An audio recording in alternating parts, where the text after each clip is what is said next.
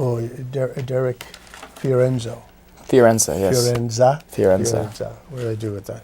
Of course, Fiorenza. Okay, all set? Yep.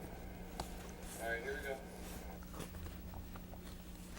Hello, welcome to 30 Minutes. I'm Rick Anthony. My guest today is Derek Fiorenza, a young man whose story I read a couple of weeks ago in the Philadelphia Inquirer. Actually, my wife spotted the story and called it to my attention.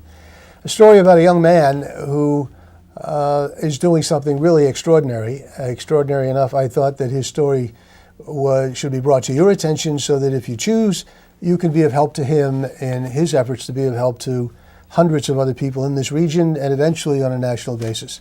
Derek, welcome to 30 Minutes. Thanks for having me. Thanks for being here. He was very surprised when I called and told him that I had seen the story, was impressed with the story and what he's accomplished so far and what he hopes to accomplish in the future. But to do it, he needs help. And again, that's why I invited him to the program. Derek is a native of Downingtown, born and raised. Went to Shanahan High School, Villanova University, a degree in communications, and then went on to get his master's in business at California University of Pennsylvania. University of Pennsylvania, which is out in Pittsburgh way? Near the Pittsburgh Road, way. yep. He is an athlete. He's been a punter. He's got the rings to show it. Show him the rings. He's got a Villanova ring. He played on the Villanova football team and the California ring, which is bigger than the Villanova ring. And I want to talk to you about that, being a Villanova grad myself. That thing is humongous. Yeah. It looks like a Super Bowl ring. That's a semifinal ring. We went there back to back 3 years in a row. So Division II playoffs. It was good. So Villanova and California didn't play against one another? No, 2 different divisions. Yeah, okay. Well, that's good. Yes, it is. Otherwise Yes, you it would is. have No, been I know. skitsy. I know. I love them both. Derek spends a good bit of his time in his father's business, which is an employee benefits business located in King of Prussia. In King of Prussia. Mm-hmm. I'm going to shut up now and let you tell the rest of the story. That's the background. Let's talk about the present, though. You really are an inspiration, not only to your generation, but the rest of us, in what you set out to do about 4 years ago. And the name of it is Fiorenza's Feeding Frenzy, now in its 4th year. Mm-hmm. Tell us about it. How did it start? What are you doing now, and what do you hope to do? Well, it started 4 years ago in December of 2007, and we served 25 meals in Coatesville area, Chester County. And slowly but surely, we decided to build it. We Served the 25 meals to homeless shelters. To homeless shelters. And it was just one shelter when we first started, and then we slowly started to build it, and we did 50 in year 2, and then 100 in year 3, and we were up to almost 3 or 4 homeless shelters in last year, actually. And then this year, I sat down and I started planning this in September, and I said, well, it'd be great if we could reach more people. It's great what we're doing now, but there has to be a way to reach more people. Mm-hmm. And I initially partnered with Mark Bernazian and Sean Daniker of Mizuna's Catering. They donated the meals the first 3 years to the homeless shelters, and I approached them with this idea of serving more people, and they were on board, and they wanted to do it as well. And we were talking more and more about it logistically, and it was going to be very expensive. So I said, well, let me see what I can do. And I wound up setting up this program. It's called Fiorenza's Food for Friends, and we exist under the nonprofit umbrella of United Charitable Programs, which means basically we have all the same tax advantages of any 501c3. Mm-hmm.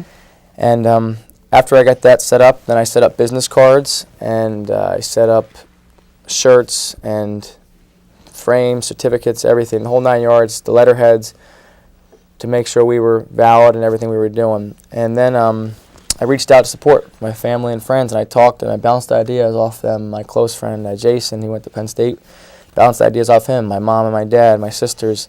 They were a constant sounding board, as well as Mark and then my good friend from Villanova, Timothy Dietzler. He's the head of the dining services, and he's actually the benefactor of the meals this year. He was tremendous. We've been friends since my undergraduate days. I finished up in '08, and Tim's always been there for me. He's been very supportive. We worked on a project together when I was there as an undergrad student. And when I came to him with this idea, I believe it was in October, I said, Tim, I have this really good idea. I'm just not sure how feasible or plausible it is. It's pretty ambitious. What do you think? and just kind of throw this idea off you. I want to serve upwards of 1,000 people this year in different homeless shelters around at least the Philadelphia region, and then we'll see. Well, I said, Derek, Villanova does get involved in different charities. Let me see what I can do, and I'll get back to you. So Tim and I exchanged emails and phone calls after that meeting, and he suggested that he, as in Villanova, the Villanova Community Dining Services, would be willing to contribute 1,000 meals. Really? And it would be consisting of turkey, mashed potatoes, and green beans. And I said, wow, 1,000 meals, that's our goal right there. I mean, I said 1,000 people. We served 100 last year, so that's 10 times the amount. And then 4 years ago, we served 25. So he says this to me, and it completely changed my whole perspective. So I started out thinking I was going to have to work in terms of trying to raise the money with Mark to kind of give him the money to pay for the meals. And he came through and said, hey, we'll provide the meals. So it shifted my focus. Now I said to myself, well, this is great. We have turkey, mashed potatoes, and green beans. Let's make it even bigger. Let me see if I can go out to the local restaurants in each county and see if they'll donate a dish of pasta, a side dish of pasta. And then while we're at it, let's go to some of the biggest and best in the industry. Let's go to Tasty Cake for dessert in Philadelphia.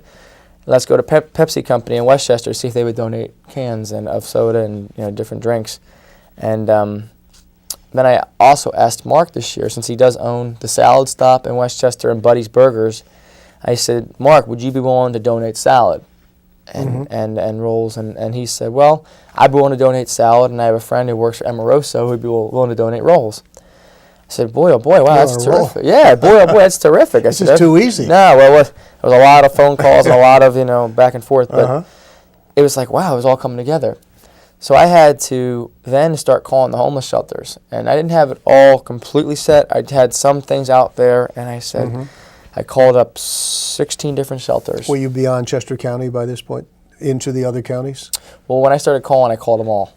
So I just started calling all of them. Once I talked to Villanova, and I knew that it was going to be a feasible solution, then I started reaching out. And I called 16 shelters across 9 counties. And the counties we served were Berks, Bucks, Chester County, Delaware County, Lancaster, Montgomery, Philadelphia.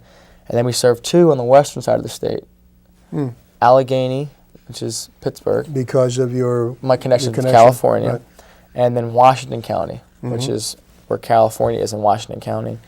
And we just got back yesterday, and Monday and Wednesday we served almost 400 meals out there, and we did over 1,000 back here. And kind of bring back what I was saying, though, I went to these different distributors, and Pepsi came through in a huge way. Gave us over 1,200 cans for the event. Tasty Cake down in Philadelphia, they gave us over 1,000 of those individually wrapped Tasty Cakes. I mean, the generosity was unbelievable. Why? I'm sure they're bombarded with similar requests. Exactly. I think that the thing is, when we had a chance to talk over the phone, and I had a chance to actually talk about our cause and about what we were doing, they were able to see the direct effect we were going to have on others' lives. And a lot of these other organizations, they do great things, but you're not sure when they're going to be doing them. This was set. Do you also suspect, Derek, that they were perhaps more motivated and more generous because of the economic times we're all suffering through? Well, I think if anything, the economic times probably made it harder for them because of how difficult it is, which is further just demonstrates their tremendous generosity because this is tough for everyone at this point. Obviously, the ups and downs of the economy, and it will come back, but right now it's difficult, especially in the restaurant business. And I think it really shows the good heart people have. And you ask, well, why? Some of it had to do with me being persistent, but more of it had to do with them getting the idea and understanding that we're going to make a difference in others' lives. And I kept stressing throughout the whole entire process, and it was the main thing I was saying. There was 2 things, that the biggest differences are made through the smallest actions, and then our key slogan was service, integrity, and hope, because we care. And I just think that if you think about it, service to others, providing hope for a better future with respect, integrity. And why are we doing that? It's because we care. We want to make a difference. We want to make a change. I think those messages resonate with others. They say, oh, well, if I do this part, if I can do my part, I can do my part. It's the little difference. It's the smallest difference to make the biggest changes. You've been doing this now for 4 years, and the universe is still relatively small. You started with 25, now you're doing 1,000 plus. Nonetheless, have you seen a difference in the folks whom you are serving? What I mean is, are there more people who, particularly this year, who until 6 months ago, 9 months ago, 12 months ago, were self-sufficient, were employed, and all of a sudden find the bottom has fallen out, and they're homeless, hopefully only for a temporary period. They hope to get back on their feet. Do you see more of that kind of transiency in the people you're serving, rather than the people who are homeless and down on their luck for a very long time?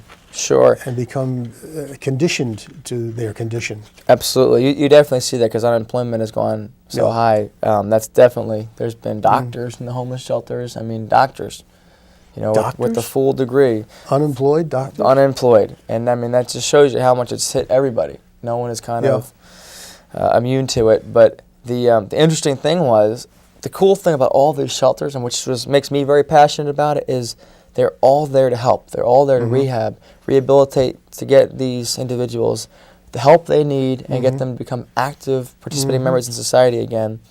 And I had a man approach me in Philadelphia when we finished serving, and he said to me, he says, you lifted my spirits and you changed my outlook on life. And it was an amazing feeling. It almost brought tears to my eyes because we made a difference with one man.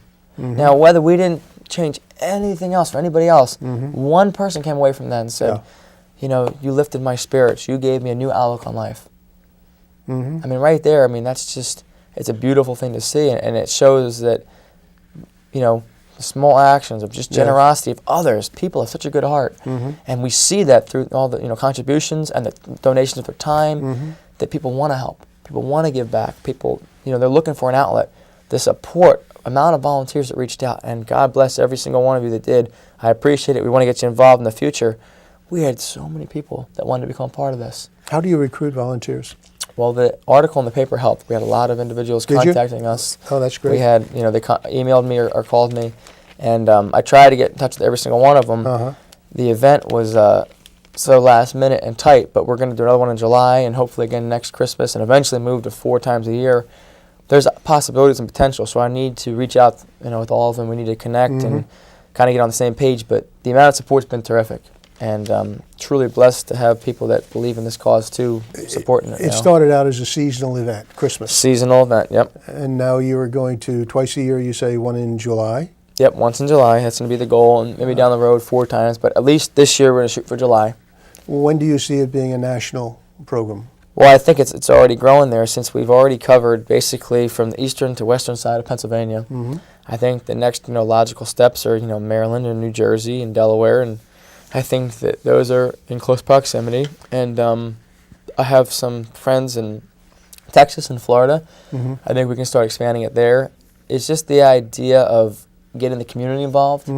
The neat thing about this was, as we didn't raise much money for the actual event, but what we did do is we raised the meals. We solicited the meals from restaurants. We asked for contributions. Well, the money would have gone to buy the meals would have gone to buy the meals anyway, which is fine. And then stores such as Walmart, Target, and Giant, they provided us with gift cards supporting our cause, because they liked what we had on our letterhead. They said that it was what they were shooting to do, to help others. Do you see an opportunity